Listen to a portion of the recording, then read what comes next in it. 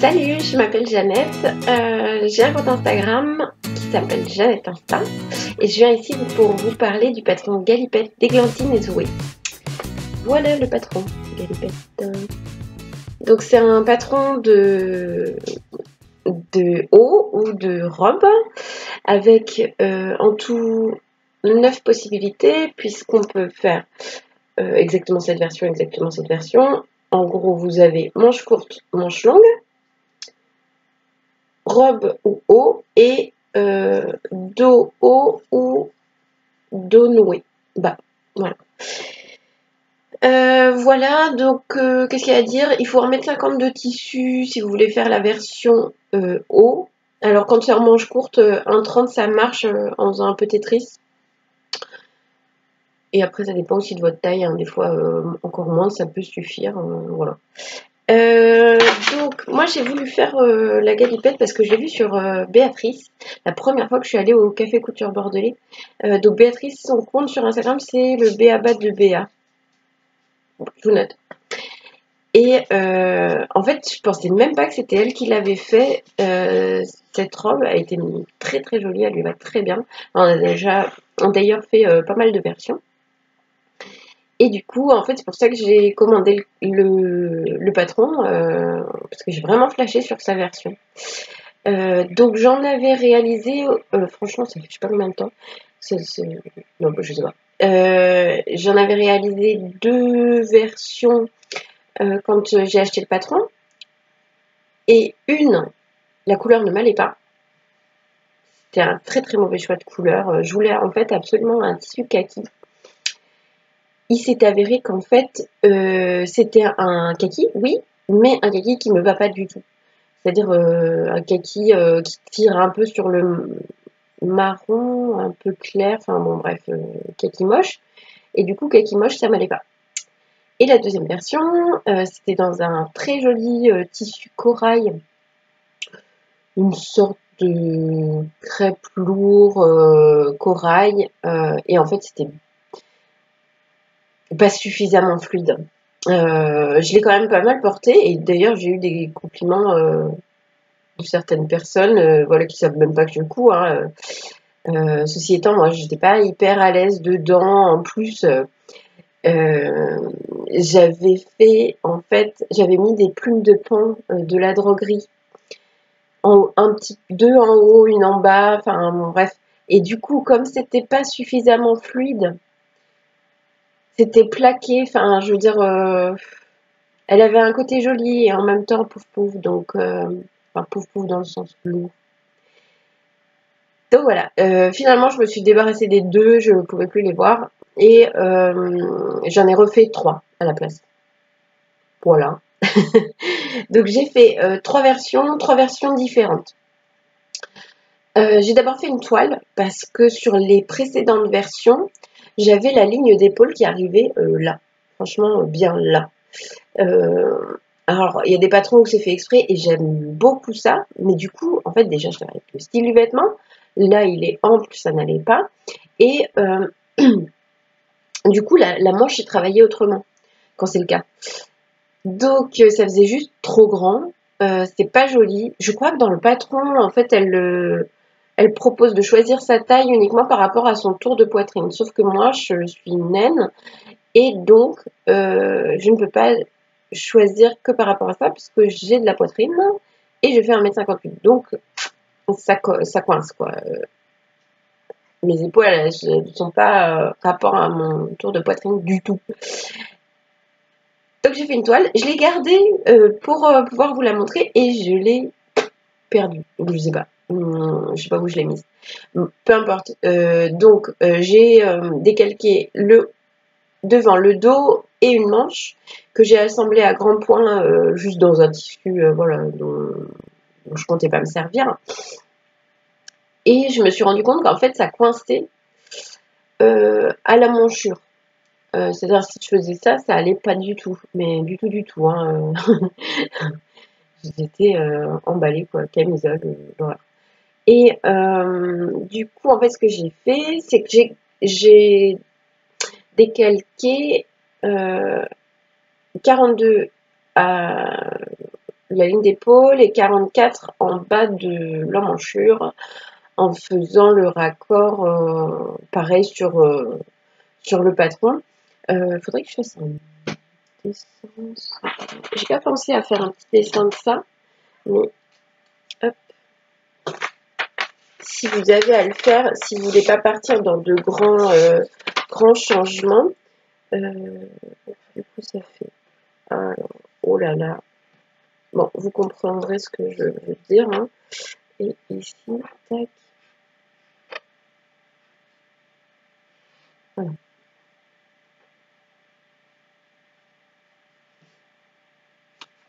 Donc, voilà. Interruption. C'est plein de café. Okay. Donc, ici, ça, c'est la manche. Hop. Et en fait, au lieu d'arriver ici, mettons, donc, toute la manche. C'est nul de le faire à l'envers. Attendez, on va faire comme ça. Laisse tomber. Désolée. Donc, ici, c'est le haut. Là où j'ai fait le trait, c'est le 42, on va dire. Et ça, c'est le 44. Donc, tout le haut, j'ai coupé 42. Sauf que au bout, j'ai été jusque... Parce que c'est quasiment droit. Hein, j'ai été jusqu'à la ligne 44. Au lieu d'arrêter au 42. Et pareil, en fait, sur la manche. Donc, j'ai fait tout 42, 42, 42. Et là, en fait... Ben, vous voyez, au bout, là, je suis allée jusqu'au 44. Voilà. Et donc après, je crois que j'ai tout continué 44, je ne me suis pas embêtée. Voilà pour ces explications laborieuses de mes ajustements. Et du coup, là, ça va bien. Donc la première version que j'ai faite, c'est un crêpe de polyester mondial tissu que j'avais eu en solde. Je voulais en acheter pour faire le top Areli de République du chiffon. C'est un top super simple avec juste un empiècement au milieu. Et puis, il n'y avait pas assez de tissu. Et comme, je sais pas, j'ai craqué dessus, je m'étais dit, bah, je ferai un débardeur avec. Je suis rentrée chez moi, je me suis dit, c'est une très mauvaise idée, je ne fais jamais de débardeur. Je n'en mets pas, non, bref. Donc, j'ai fait un top sans manche. On dirait que c'est quasiment un débardeur. D'ailleurs, quelle est la définition de débardeur? Ça se trouve, c'en est un. En tout cas, moi, débardeur, c'est des bretelles. Et, voilà. Donc voilà, la version sans manche. J'ai fait le dos qui remonte. Voilà, c'est l'encolure. Et j'ai fini les manches juste avec un petit rentré de 5 mm. Je me suis pas embêtée à faire du biais ou quoi que ce soit. En plus, le crêpe de polyester, ça tombe très bien. Il n'y avait pas de...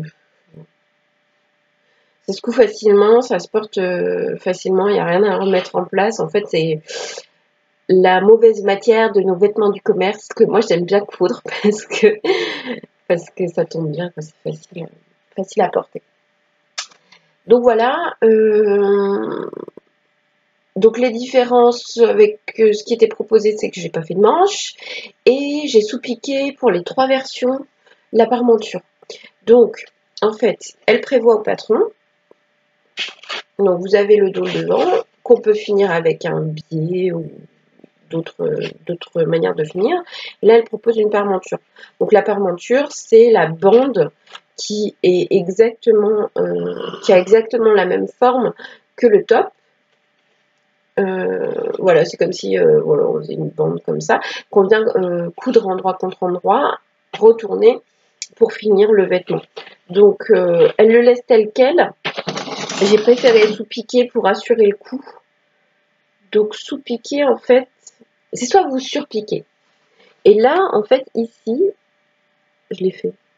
Je l'ai fait. J'ai surpiqué. Oui, bon, je croyais avoir juste sous-piqué, je crois que j'ai juste sous-piqué sur les autres. Bref. Donc là, j'ai surpiqué. On voit... là, on voit bien. Voilà. Là, il y a une couture apparente. Donc là, j'ai surpiqué. N'importe quoi, moi. Voilà, donc c'est tout. Hop, super, nickel. En plus, moi, j'aime bien ce genre de top sans manche parce que Vraiment, s'il fait chaud, je le porte sans manche. Je suis pas très à l'aise, mais ça va. Et puis au moins, c'est pas des bretelles, quoi. Ça cache tout, tout ce que ça doit cacher, donc c'est très bien. La deuxième version, je l'ai faite dans un tissu ladre gris, qui est magnifique. Je vous montre. Il s'appelle À l'ombre des bananiers. À l'ombre des bananiers. Super joli, c'est un coton. Tarif ladre gris. Mais je le trouvais super mignon et comme bon, je suis assez sûre du patron cette fois, je me suis dit je peux investir au moins pour au moins une des versions. Donc coton, 80 grammes, super léger, parfait pour ces températures de folie et tout. Mais il froisse. Mais c'est incroyable comme il froisse. C'est hallucinant. J'ai passé 1 heure dans les transports, je suis sortie. J'avais l'impression que c'était une boule qui sortait de la machine à laver. Enfin, et à la fin de la journée, mais c'était ridicule tellement il était froissé. En fait, il remontait de partout parce que ça avait fait des plis, mais des plis qui restent en accordéon. Enfin, c'est n'importe quoi ce tissu. Donc bon, je l'ai porté une fois, j'étais très déçue, donc je ne l'ai pas reporté. Je verrai si la prochaine fois c'est aussi décevant. En tout cas, franchement, ça m'a vraiment, vraiment déçue. J'en ai eu pour 28 € de tissu pour le porter une fois et limite en être dégoûtée. Donc bon, j'étais un peu triste. Donc pour cette version, on va pas rester là-dessus. J'ai fait des manches courtes. J'ai fait un bas droit parce que sur l'autre aussi, je crois. Mais ça peut être arrondi aussi. La modification principale, c'est ça, en fait. Donc, il est où, là. Donc, ce qu'elle propose dans la version dos ouvert, c'est 2 liens qu'on vient nouer.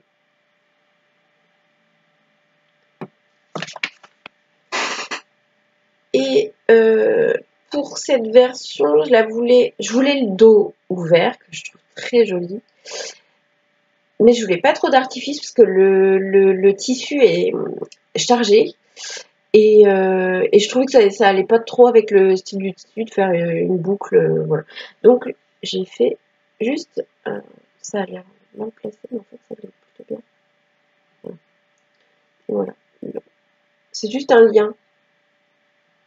Bon, je vous mets la photo portée ou une vidéo, je sais pas, pour que vous voyez ce que ça donne sur le dos.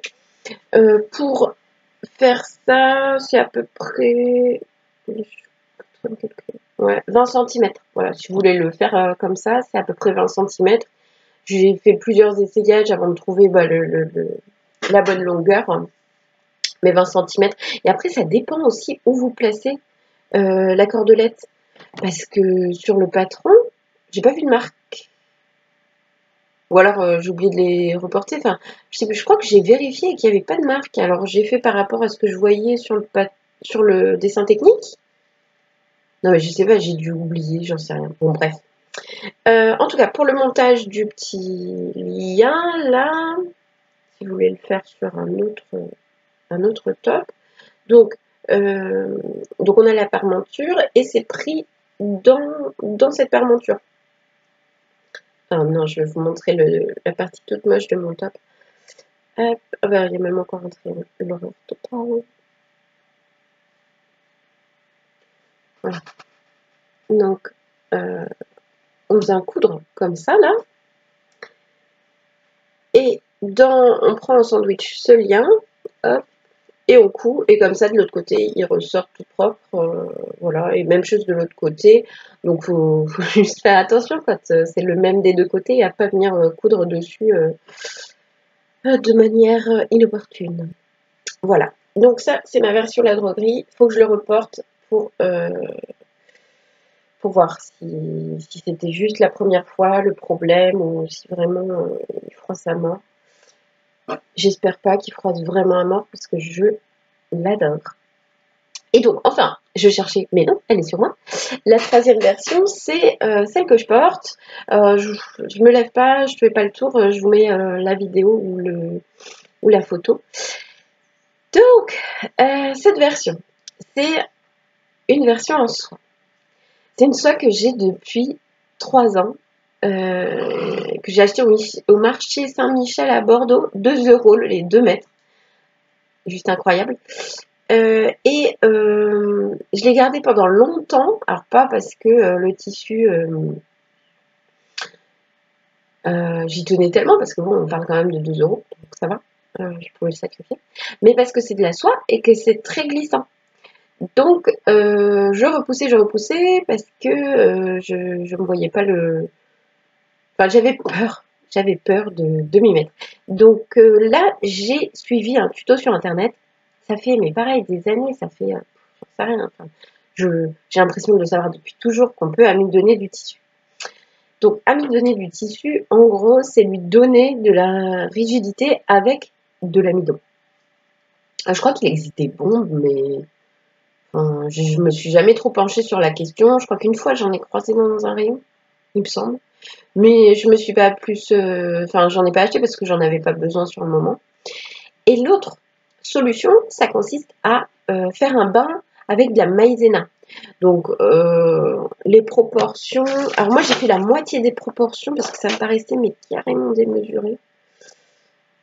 Elles sont les proportions... Ah oui. En fait, dans les recettes que j'ai trouvées, c'était pour 10 litres d'eau.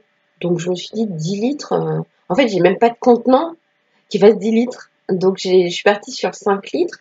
Bon, je n'ai pas noté en fait la recette, mais en gros, c'est de l'eau. On dilue la maïzena avec de l'eau. Donc, un peu d'eau. On met dans la casserole. Et on vient rajouter un petit peu d'eau, et ensuite on verse tout ça, c'était juste pour délayer en gros, ensuite on verse tout ça dans le récipient d'eau, donc moi 5 litres, j'ai mélangé, et une fois que j'ai fait ça, j'ai plongé 3 coupons. Ah mais d'ailleurs il était amidonné celui-là aussi, je me suis dit j'en profite parce qu'il est très fluide, alors ouais il me semble bien que je l'avais amidonné. Et l'autre, je sais plus ce que c'était. Bon, c'était peut-être le tissu de ma toile, je sais plus. En tout cas, j'ai amidonné 3 coupons qui devaient faire peut-être même pas 6 mètres. Et c'était très bien. Je ne pouvais pas en faire plus parce que finalement, en fait, ça bouffe vachement d'eau. Donc, on va dire que 5 litres pour 3 coupons, c'est bien. 3 coupons, 1,50 m, 2 mètres. Une fois qu'on a fait ça, alors moi j'ai dû faire en 3 fois parce que ça prend une place de dingue. Donc on plonge le tissu. Une fois qu'on a fait ça, en fait, on vient l'étaler. Je crois qu'il faut le laisser un petit peu reposer dans l'eau, pour que ça boive, quoi. Une fois qu'on a fait ça, on l'étale par terre, à plat, mais complètement à plat, quoi. Il n'y a pas de, on replie pas, voilà. Et puis on lisse un maximum comme ça, et on laisse sécher. Sauf qu'un coupon, ça met je sais pas combien de temps, ça met plusieurs heures à sécher. Donc j'ai dû faire en 3 fois parce que j'ai pas 1000 endroits où je peux le faire. Donc c'était au milieu du salon. Et voilà, donc j'ai fait sécher en 3 fois mes tissus. Chaque coupon séparément. Quand un était sec, je mettais l'autre. Mais oui, ça prend une place de dingue. On pouvait à peine passer sur le côté. Voilà, en tout cas, ça marche super bien. Ça rigidifie vraiment le tissu.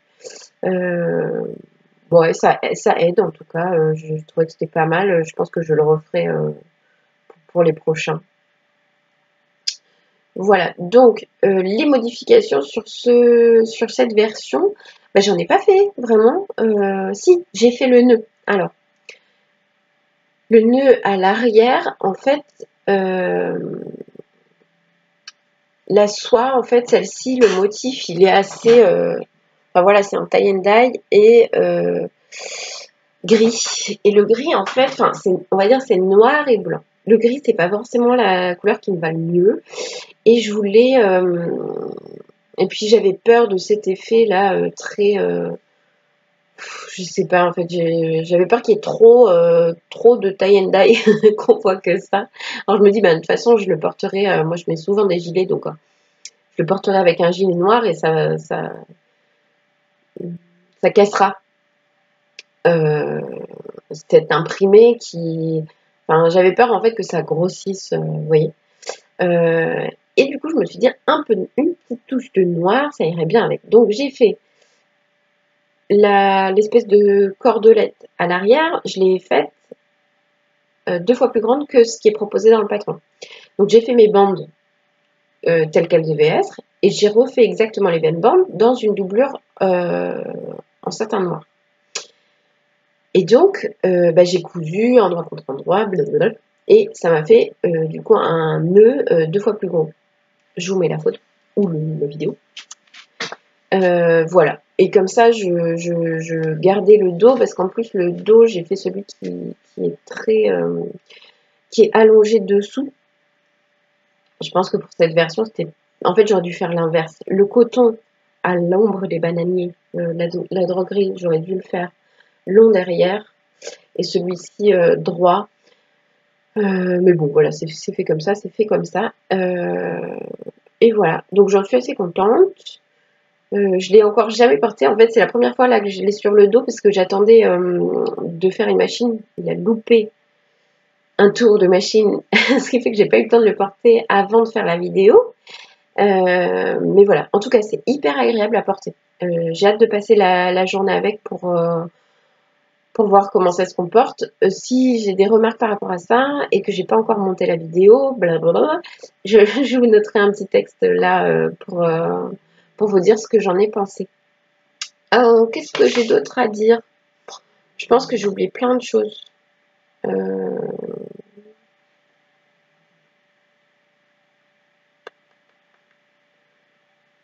Ouais, non, j'avais juste noté en plus que c'était un patron papier, qu'il n'y a pas de PDF et que quand même, il n'y a que 6 pièces et du coup, je m'en suis sortie à recopier le patron.